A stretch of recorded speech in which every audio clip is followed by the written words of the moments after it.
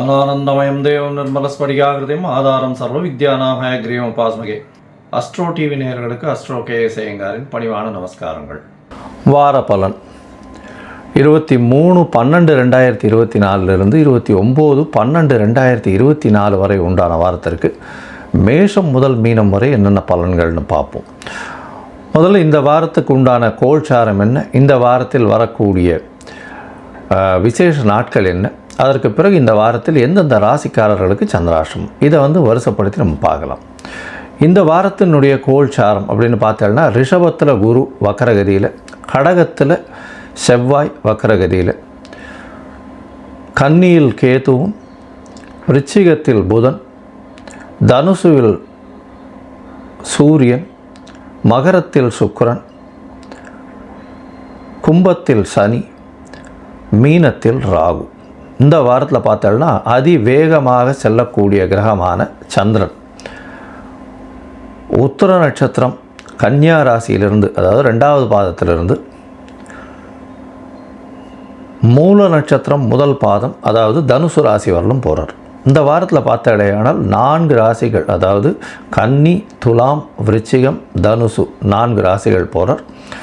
இந்த வாரத்தில் வரக்கூடிய விசேஷ நாட்கள் என்னென்ன அப்படின்னு பார்க்கும்பொழுது, இந்த வாரத்தில் 23/12/2024 அன்றைக்கி அஷ்டகா அன்வஷ்டகான்னு போட்டிருக்கும். அதாவது பொதுவாக ஒரு வருஷத்திற்கு 96 நாட்கள் தர்ப்பணம் செய்ய வேண்டிய நாட்கள் பித்திருக்களுக்கு உண்டானது. இதில் பார்த்தாலேயானால் அஷ்டகா அன்வஷ்டகா அப்படின்றது மார்கழி மாதத்தில் வரக்கூடிய கிருஷ்ணபக்ஷ சப்தமி, அஷ்டமி, நவமி இந்த 3 நாட்களும் தர்ப்பணம் பண்ணணும். அந்த மாதிரி மார்கழி, தை, மாசி, பங்குனி இந்த 4 மாதங்களும் 3 நாள் 12 நாள் பண்ண வேண்டிய கட்டாயம். இது ரொம்பவும் விசேஷமானது, மிகவும் முக்கியமானதும் கூட. உங்களுடைய அருகில் இருக்கக்கூடிய சம்பிரதாயத்தை பேஸ் பண்ணி இருக்கக்கூடிய வாத்தியார்களை கேட்டு தெரிஞ்சுக்கோங்க. இந்த வாரத்தில் பார்த்தாலேயானால் ஏகாதசி எண்ணிக்கை அப்படின்னா 26ஆம் தேதி அன்னைக்கு ஏகாதசி வருது. வைணவர்களுக்கு மிகவும் பெரிய ஏற்றமான காலம் இது. ஏகாதசி தேய்பிரையில் வருது. அதுக்கப்புறம் வளர்பிரையில் வரக்கூடிய ஏகாதசியில் பார்த்தாலேயானால் அது வைகுண்ட ஏகாதசி. இது தேய்பிரையில் வரக்கூடிய ஏகாதசி. இதற்கு அடுத்த ஏகாதசி வைகுண்ட ஏகாதசி. அந்த ஏகாதசி அன்றைக்கே சுவாதி நட்சத்திரம். சுவாதி நட்சத்திரம்னு சொல்லக்கூடியது ராகுவினுடைய நட்சத்திரம், அதுவும் நரசிம்ம பெருமானுடைய நட்சத்திரம். அதாவது ராகுவினுடைய நட்சத்திரம் அப்படின்னு சொன்னாலே திருவாதிரை, சுவாதி, சதயம் இந்த 3 நட்சத்திரம் ரொம்பவும் விசேஷமானது. திருவாதிரை சிவனுக்கு ரொம்பவும் விசேஷம். ஆதிரை அதாவது திரு என்ற அடைமொழி கொண்டது 2 நட்சத்திரம், ஒன்று திருவோணம், இன்னொன்று ஆதிரை. இந்த 2 நட்சத்திரமுமே மிகவும் விசேஷம். இதில் பார்த்தீங்கன்னா ஆதிரை நட்சத்திரத்தை பொறுத்தவரையிலும் சிவபெருமானுக்கும், ஸ்ரவண நட்சத்திரம் ஓண நட்சத்திரத்தை பொறுத்தவரையிலும் பெருமாளுக்கும் மிகவும் பிரசித்தியாக சொல்லக்கூடியது. இதில் திருவாதிரை நட்சத்திரம் ராகுவினுடைய நட்சத்திரம். அதே மாதிரி சுவாதி நட்சத்திரம் நரசிம்ம பெருமாள் நட்சத்திரம், லக்ஷ்மி நரசிம்மனுடைய நட்சத்திரம். அதே மாதிரி சதய நட்சத்திரம் அப்படின்னு பார்த்தாலேயானால் இந்திரனுக்கு உண்டான நட்சத்திரம். அதனால் ராகுவினுடைய நட்சத்திரங்கள் எல்லா நட்சத்திரங்களும் ஐஸ்வர்யத்தை கொடுக்கக்கூடிய நட்சத்திரங்கள்.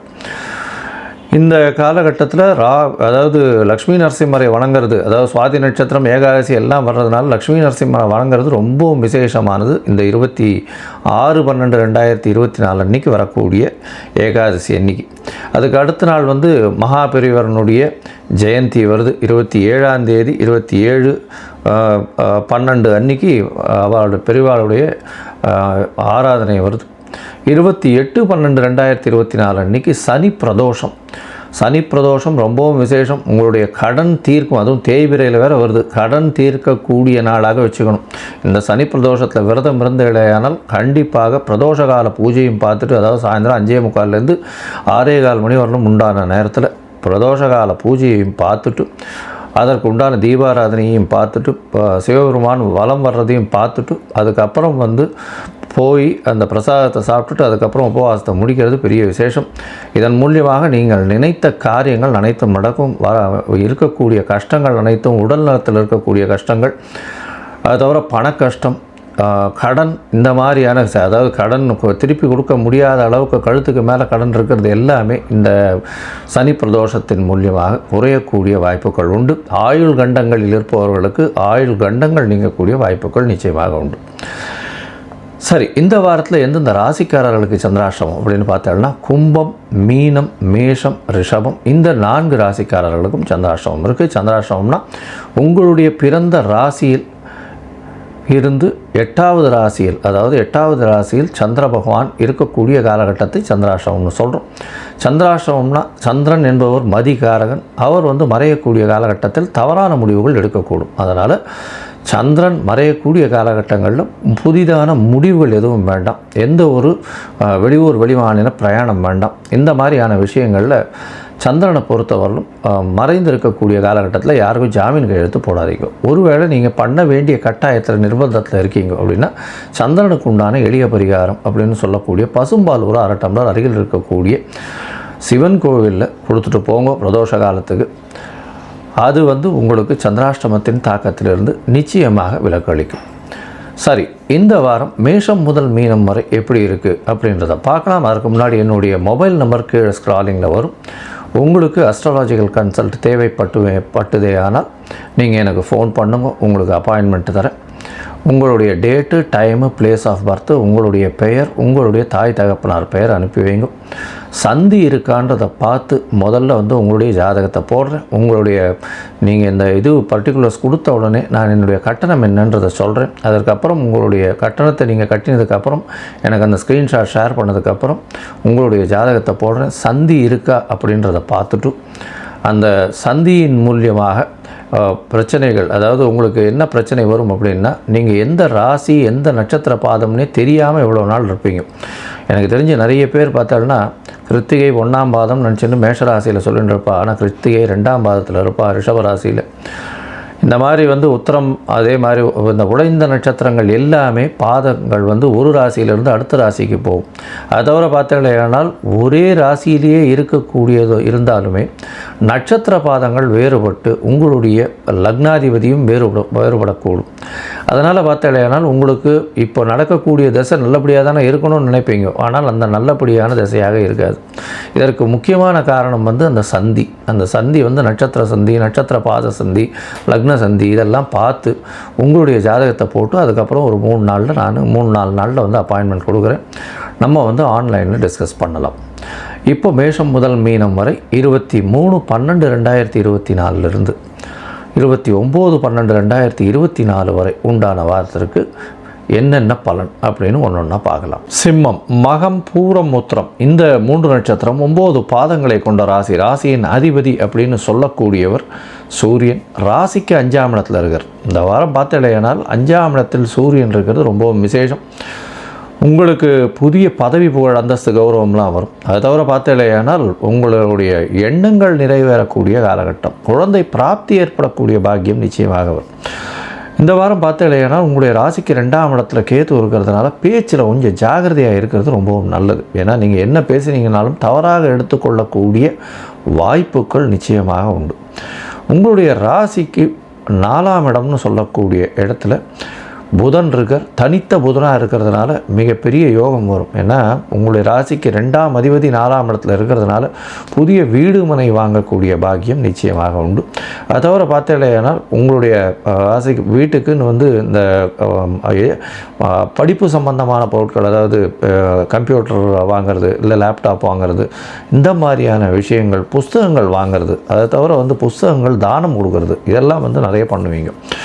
உங்களுடைய ராசிக்கு 6ஆம் இடத்தில் சுக்கிரன் வரார். சுக்கிரன் 6ஆம் இடத்துல இருக்கிறபோது உங்களுக்கு ஒரு என்ன அப்படின்னா இந்த போட்டித் தேர்வில் சிறு பின்னடைவு இருக்கக்கூடிய காலகட்டமாக இருக்கும். ராசிக்கு 7ஆம் சனி பகவான் ஆட்சி பெற்று போயிருக்கிறது. மூலத்திரிகோணத்தில் இருக்கிறது பார்த்தேனால் எதிர்பாலினத்தர் மூலியமாக சற்று பின்னடைவு இருக்கும். பார்ட்னர்ஷிப்பில் சற்று பின்னடைவு இருக்கக்கூடிய காலகட்டம்.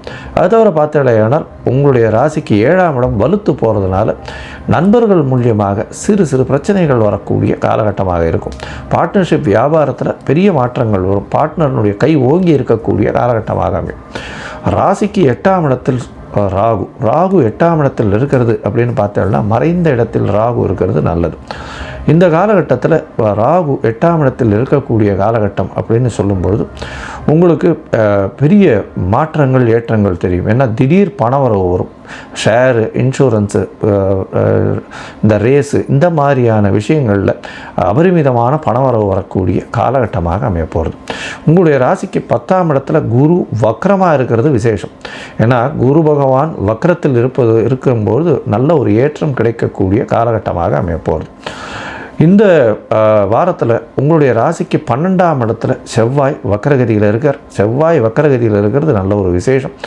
இதன் மூலியமாக பார்த்தலையானால் செவ்வாய்க்கு 12ஆம் இடத்துல இருக்கும்பொழுது உங்களுக்கு ஒரு நல்ல ஏற்றத்தை கொடுப்பார். ஏன்னா உங்களுடைய யோகர்னு சொல்லக்கூடியவர் 4-9 அதிபதி அப்படின்னு சொல்லக்கூடியவர். இதன் மூலியமாக 12ஆம் இடத்துல இருக்கிறதுனால படிக்கக்கூடிய மாணவர்கள் வெளிநாடு போகக்கூடிய பாக்கியத்தை நிச்சயமாக கொடுப்பார். இந்த வாரம் அதிவேகமாக செல்லக்கூடிய கிரகமான சந்திரன் உங்களுடைய ராசிக்கு 2ஆம் இடத்துலேருந்து ஆரம்பிக்கிறார். 23/12/2024 29/12/2024 வரை உண்டான வாரத்தில் சந்திரன் உங்களுடைய ராசிக்கு 2ஆம் இடத்துல 25ஆம் தேதி அதிகாலை ஒரு 2:30 மணி வரலும் இருக்கக்கூடிய காலகட்டம். இந்த காலகட்டத்தில் பார்த்தேலையானால் சந்திரன் 2ஆம் இடத்தில் கேதுவோட சம்பந்தத்தில் இருக்கிறதுனால சற்று பேச்சில் பின்னடைவு இருக்கக்கூடிய காலகட்டமாக இருக்கும். ஜாகிரதையாக இருக்கிறது நல்லது. செலவுகள் கொஞ்சம் அதிகமாக இருக்கக்கூடிய காலகட்டமாக அமையும். உங்களுடைய ராசிக்கு 3ஆம் இடத்துல சந்திரன் போகிறார். 25ஆம் தேதி அதிகாலை 2:30 மணியிலிருந்து 27ஆம் தேதி மதியம் 12:30 மணி வரலும் இருக்கக்கூடிய காலகட்டம். இந்த காலகட்டத்தில் பார்த்தேலையானால் உங்களுடைய ராசிக்கு 12:30 மணி வரலும் சந்திரன் இருக்கக்கூடிய 27ஆம் தேதி வரலும் 12:30 மணி வரலும் இருக்கக்கூடிய காலகட்டம். முயற்சிகள் வெளிநாடு போகணும்னு முயற்சிகள் எடுத்திருந்தீங்கன்னா அந்த வெளிநாடு போகக்கூடிய முயற்சிகள் சக்ஸஸ்ஃபுல்லாக அமையக்கூடிய வாய்ப்புகள் உண்டு. இளைய சகோதரர்கள் மூலியமாக சிறு சிறு செலவுகள் வரும். தேவையற்ற விபரீத செலவுகள் இருக்கக்கூடிய காலகட்டமாக அமையும். உங்களுடைய ராசிக்கு 4ஆம் இடத்துல சந்திரன் போகிறார். திக்பலம் பெறுறார். பரிவர்த்தனை யோகம் வேறு பெறுறார். இதன் மூலியமாக பார்த்தலையானால் நல்ல ஒரு ஏற்றம், அதாவது உங்களுடைய சுகங்கள் அதிகமாக வரும். வீட்டுக்குன்னு வேண்டிய பொருட்கள் எல்லாம் வாங்கக்கூடிய வாய்ப்புகள் உண்டு. இப்போ வீடை கொஞ்சம் ஃபர்னிஷ் பண்ணி அந்த மாதிரியான விஷயங்கள்லாம் நிறைய பண்ணுவீங்க. அது ஒரு பெரிய ஏற்றத்தை கொடுக்கக்கூடிய காலகட்டமாக இந்த வாரம் அமைய போகிறது. இந்த வாரத்தில் உங்களுடைய ராசிக்கு 5ஆம் இடத்துல சந்திரன் போகிறார். 29ஆம் தேதி இரவு ஒரு 11:30 மணியிலிருந்து 1ஆம் தேதி காலை ஒரு 6 மணி வரலும் இருக்கக்கூடிய காலகட்டமாக இருக்கும். இந்த காலகட்டத்தில் பார்த்தலையானால் சூரியனும் சந்திரனும் சேர்ந்து இருக்கக்கூடிய காலகட்டம். இந்த வாரத்தில் பார்த்தோம்னா இந்த அரசியல் சார்ந்த பிரமுகர்கள், அரசு நிறுவனத்தில் வேலை செய்பவர்கள், அதை தவிர பார்த்தலையானால் இந்த head of the department, administrative incharge, இவாளுக்கெல்லாம் நல்ல ஒரு ஏற்றம் கிடைக்கக்கூடிய காலகட்டமாக அமையிறது. நீங்கள் அருகில் இருக்கக்கூடிய திருநெல்வேலி நெல்லையப்பர் கோவிலில் போய் சேவிச்சுட்டு வாங்கும். அங்கே ஒரு பெரிய ஏற்றமும் மாற்றமும் உங்கள் வாழ்வில் நிச்சயமாக வரும்.